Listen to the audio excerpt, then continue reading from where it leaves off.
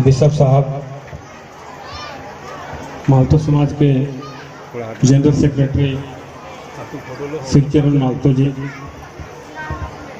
हमारे साहिबगंज जिला bar association के अध्यक्ष श्री प्रेमनाथ तिवारी जी, हमारे chief legal aid defence counsel Arvind Goyal ji, हमारे दोनों assistant legal aid defence counsel Amrendra और ज्योति जी, एवं मीडिया के सभी लोग, यहाँ उपस्थित सभी जनमानस को मेरा बहुत बहुत जोहार। सबसे पहले शिवचरण जी अभी कह रहे थे कि 70 साल के इतिहास में ये पहला बार हुआ है कि जब हम लोग के समाज के बीच कोई जज साहब आए।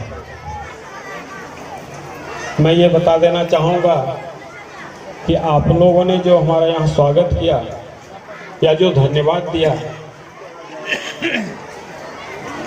वो बहुत मेरे लिए एहसान है। और धन्यवाद का पात्र मैं नहीं हूँ, धन्यवाद का पात्र सही में कहा जाए तो आप लोग हैं।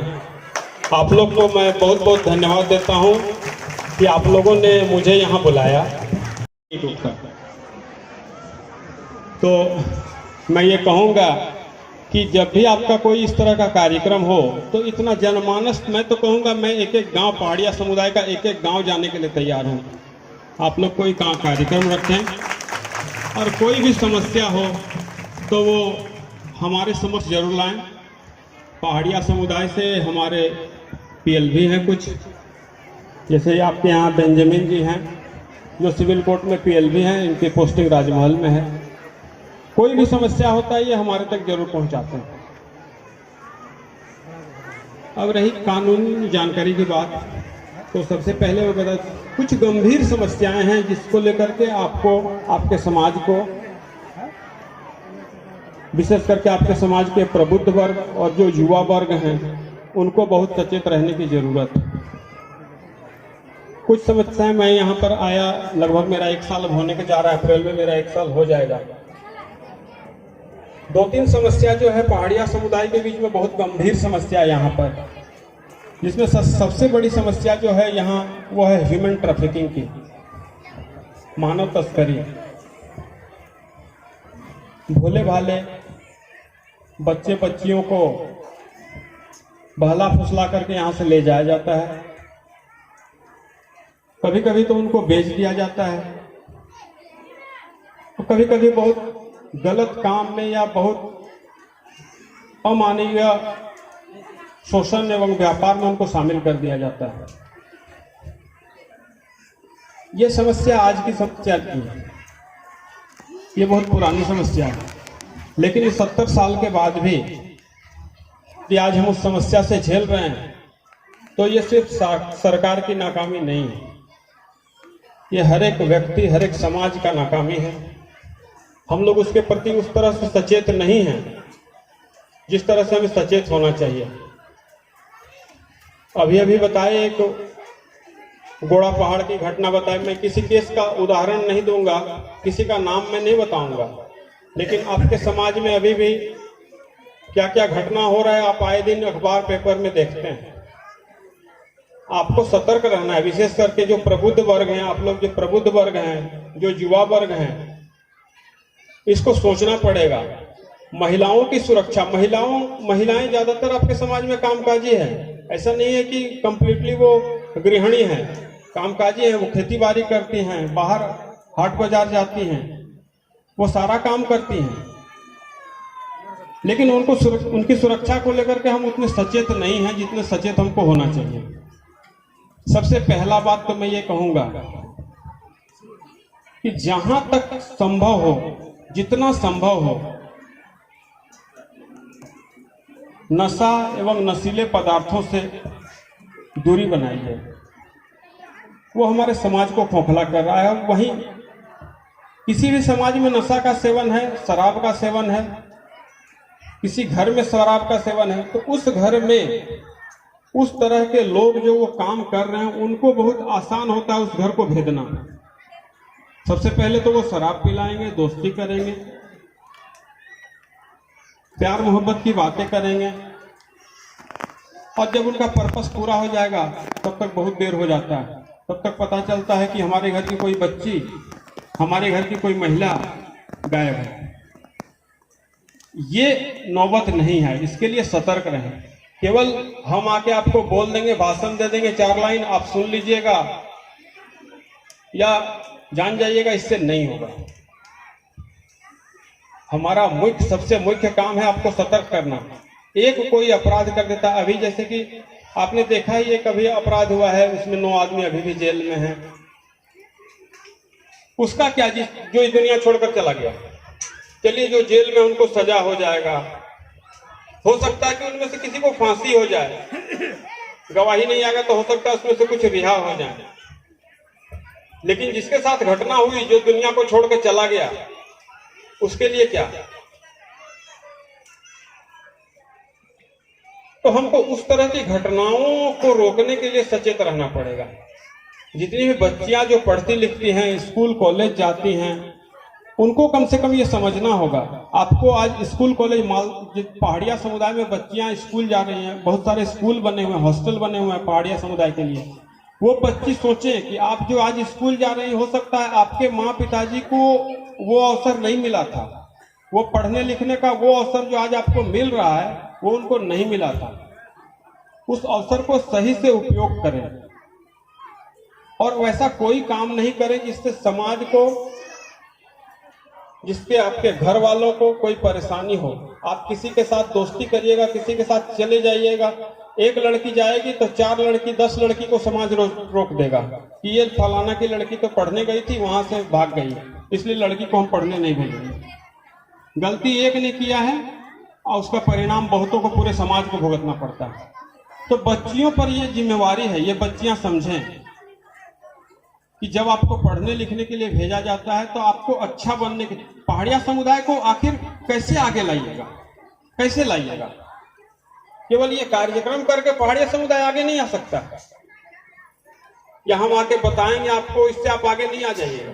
आगे आने के लिए आप ही को सब कुछ सोचना पड़ेगा, आप ही को करना पड़ेगा। आप जो आज से 50 साल पहले था, वहां से कुछ लोग अच्छा किए जो आज यहाँ हैं, आप और कुछ अच्छा करिएगा तो आप बहुत अच्छा हो सकते हैं, आप समाज के बिल्कुल मुख्य धारा में जा सकते हैं। ये डिटर्मिनेशन, ये संकल्प आपको लेना है, ये आपको करना है, ये हर एक महिला को सोचना है, हर एक पुरुष को सोचना है। ह्यूमन ट्रैफिकिंग की जो घटना है, इसको जहां तक संभव हो पहाड़िया समुदाय से इसको खत्म करना है। शराब का सेवन जहां तक संभव हो, कभी कभी ऐसा लगता है कि शराब का सेवन हमारी संस्कृति से जोड़ दिया गया है।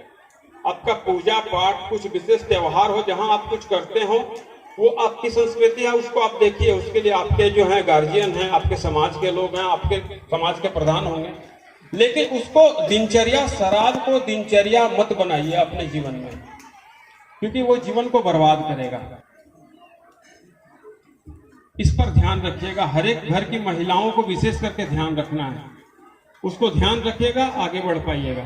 बच्चियों को स्कूल जरूर भेजिए, पढ़ने के लिए जरूर भेजिए, वो पढ़ेंगे तभी आपका समाज आगे आएगा। हो सकता है आपके समाज से आज 10-20 लोग साहब भी होंगे, कहीं न कहीं हो सकता है किसी प्रखंड में प्रखंड पदाधिकारी होंगे, कहीं और पदाधिकारी होंगे, तो वो संख्या आज 5 है, 10 है। जब तक आप ध्यान नहीं दीजिएगा तो वो संख्या कैसे बढ़ेगा, लोग कैसे पढ़ेंगे? और अंत में मैं कहना चाहूंगा कि ये हमारा जो यहाँ देख रहे हैं जिला विधिक सेवा प्राधिकार, हम यहाँ जज की हैसियत से नहीं आए। जज की हैसियत से आते तो सिर्फ कोर्ट में, वहां सिर्फ आप जो भी मेरे सामने आता या तो फरियादी होता या तो मुलजिम होता। यहाँ हम आए हैं जिला विधिक सेवा प्राधिकार के सचिव के तौर पर। देख रहे हैं इसमें एक वर्ड लिखा है सेवा। हमारा काम ही है सेवा। सेवा किसका? जिनको सेवा की जरूरत है, जो समझने में सक्षम नहीं है। सबसे पहले समझ को बढ़ाना पड़ेगा। किसी भी तरह का परेशानी हो, किसी भी तरह का परेशानी हो, अपराध क्राइम हो गया तो निश्चित रूप से जिला विधिक सेवा प्राधिकार में आइए, संपर्क करिए। आपकी जो भी समस्या, अभी मैं नाम नहीं लूंगा, 2 लड़की आपके समाज की 2 लड़की जेल भेज दी गई थी। हमारे पास वो लोग करीब 1-1.5 महीना जेल में था, हमको कोई जानकारी नहीं था। यही बेंजामिन जाके हमको बताए कि सर ऐसा ऐसा बात है, 2 लड़की जेल भेज दी गई है। हमने उस पर ध्यान दिया, हमने उस पर कार्रवाई किया, कोर्ट को खबर किया और 8 दिन के अंदर वो बच्चियां जेल से छूट गई और अपने अपने घर चली गई।